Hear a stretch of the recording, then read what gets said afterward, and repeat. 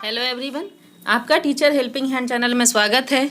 आज मैं आप लोगों के साथ विभाग का जो नया अपडेट आया है वह वीडियो में शेयर कर रही हूं। अगर अभी तक आपने मेरे चैनल टीचर हेल्पिंग हैंड को सब्सक्राइब नहीं किया है तो सब्सक्राइब कर लें, साथ ही साथ बेल आइकन को भी प्रेस कर लें, क्योंकि मेरे चैनल पर विभाग से जुड़ी हुई सारी नई जानकारियाँ जो भी आती हैं वो तुरंत अपलोड हो जाता है। और अन्य भी जो सभी क्लासेस के लिए ई पाठशाला का रजिस्टर है, जो भी डायरी भरनी है, उन सब का भी वीडियो मेरे चैनल पर अपलोड रहता है, तो आप मेरे चैनल को ज़रूर सब्सक्राइब कर लें। तो आइए अब देर नहीं करते हैं, देखिए हमारे मंत्री साहब जी ने हम लोगों के लिए क्या आदेश निकाला है। तो ये माननीय मंत्री आप देख सकते हैं, बेसिक शिक्षा उत्तर प्रदेश शासन की अध्यक्षता में दिनांक 7/8/2021 को आयोजित समीक्षा बैठक का कार्यवृत्त, जो बैठक हुई थी 7/8/2021 को, उसका यहाँ पर विवरण है कि उसमें क्या क्या किया गया था।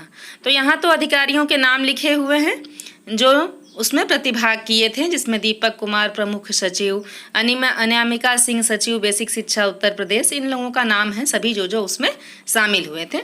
तो आइए अपने मुख्य बिंदुओं पर आते हैं। देखिए यहाँ से ध्यान दीजिए, बैठक में एजेंडा बिंदुओं पर समीक्षा की गई। अब समीक्षा के बाद जो कार्रवाई होनी है, मैं आप लोगों को मेन बातें बताऊंगी। तो यहाँ देखिए, पहला पॉइंट है हमारा जनपद के अंदर शिक्षकों के स्थानांतरण।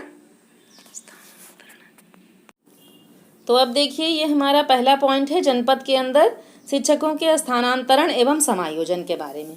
तो यहाँ देखिए दिया हुआ है, इसमें मुख्य जो बातें हैं कि माननीय मंत्री जी के द्वारा निर्देश दिया गया है उक्त प्रक्रिया 2 चरणों में संपन्न की जाए। प्रथम चरण में क्या करना है, अगस्त माह में ही शिक्षकों से प्राप्त आवेदन के आधार पर अंतर जनपदीय स्थानांतरण किया जाए, और द्वितीय चरण में नियमावली में प्रस्तावित संशोधनों पर माननीय मंत्री परिषद के अनुमोदन से समायोजन किया जाएगा। ये है हमारा जनपद के अंदर आवेदन के आधार पर स्थानांतरण शीघ्र पूर्ण किया जाए। आवेदन पत्रों पर माननीय मंत्री जी का अनुमोदन हस्तांतरण किया जा सकेगा। अनुमोदन मंत्री जी द्वारा हो जाएगा तब हस्तांतरण किया जाएगा। ये है पहला। दूसरा पॉइंट है शिक्षकों के अंतर जनपद के अंदर स्थानांतरण की प्रक्रिया ऑनलाइन संपादित की जाएगी, परंतु विशेष परिस्थिति में माननीय मंत्री जी की अनुमति से ऑफलाइन भी किए जा सकेंगे। यह भी ध्यान रखें आप। पारस्परिक स्थानांतरण की प्रक्रिया वर्ष पर्यंत अनुमन्य किया जाए। ये हम लोगों के लिए बहुत अच्छी बात है कि पारस्परिक जो स्थानांतरण है वो देखिए वर्ष भर किया जा सकेगा, तथा उक्त प्रक्रिया को ऑफलाइन किया जाए।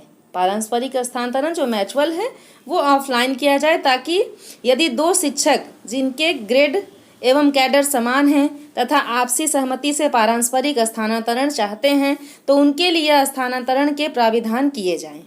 ये है हमारा, ये अच्छी बात है हम लोगों के लिए। नेक्स्ट है छात्र छात्राओं को निःशुल्क वितरित की जाने वाली यूनिफॉर्म, जूता मोजा, स्वेटर, स्कूल बैग के सापेक्ष धनराशि डीबीटी के माध्यम से उनके माता पिता अभिभावकों के खाते में भेजना है। इस संबंध में अद्यतन प्रगति संबंधी प्रस्तुतिकरण किया जाए। निर्देश दिए गए हैं कि यह उच्च प्राथमिकता का कार्य है, तथा इस संबंध में सुसंगत कार्यवाही हेतु शीघ्र निर्णय करा लिया जाए।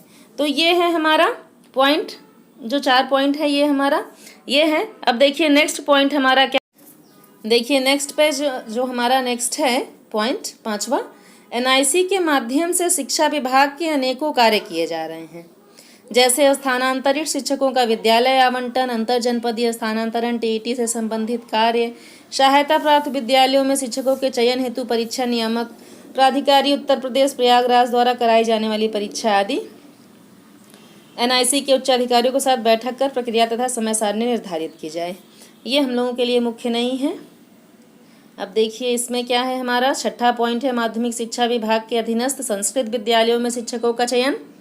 ये है 7वां है परीक्षा नियामक प्राधिकारी कार्यालय का सुदृढ़ीकरण, सुचारू रूप से परीक्षा कराने के संबंध में है। ये पॉइंट देखिए, ये हम लोगों के लिए है टैबलेट क्रय की प्रक्रिया।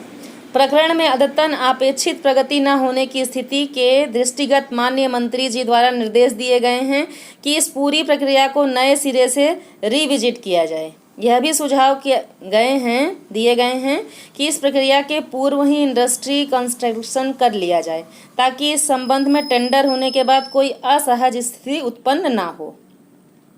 तो टैबलेट के लिए है खरीदना है, क्रय करना है। जो टेंडर पिछली बार पास हुआ था वह किसी कारण से रिजेक्ट हो गया है। स्मार्ट क्लास आयोजित करना है।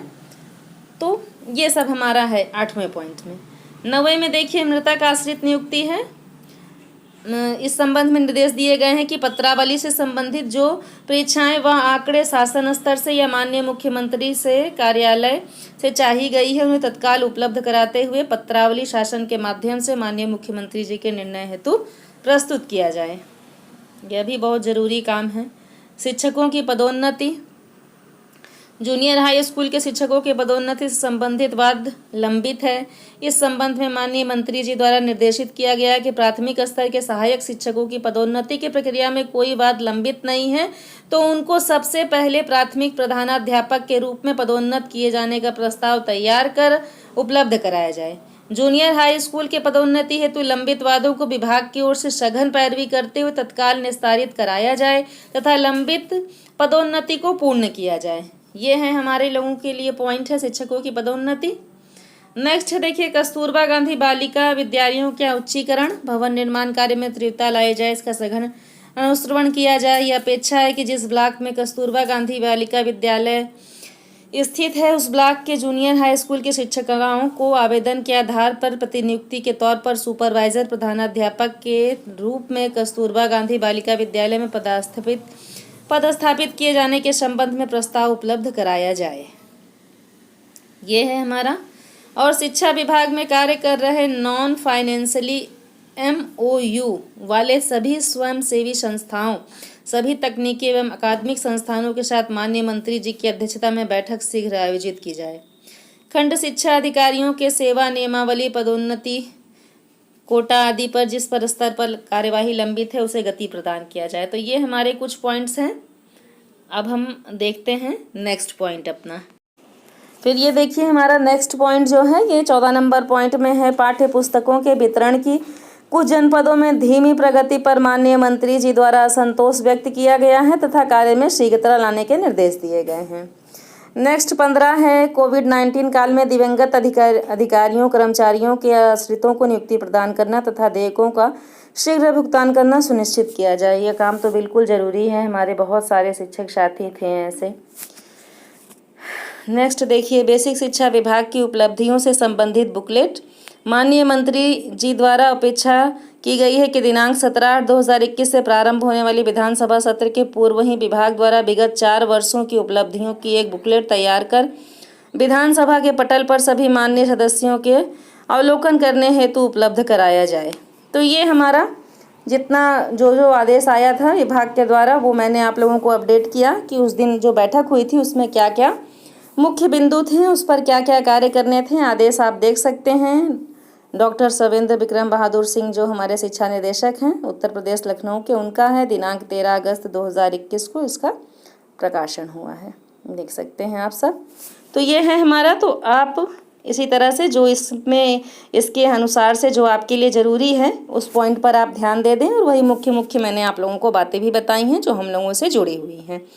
तो अब इसी आधार पर आप सब अपनी जानकारी को अपडेट होते रहिए, हर समय मेरे चैनल से जुड़े रहिए। मैं जो भी विभाग में नई नई जानकारी आएगी उसको मैं आप लोगों को इसी तरह से अपडेट कराती रहूँगी ताकि हमारे सभी शिक्षक साथियों को विभाग में क्या हो रहा है सब पता रहे। Thank you.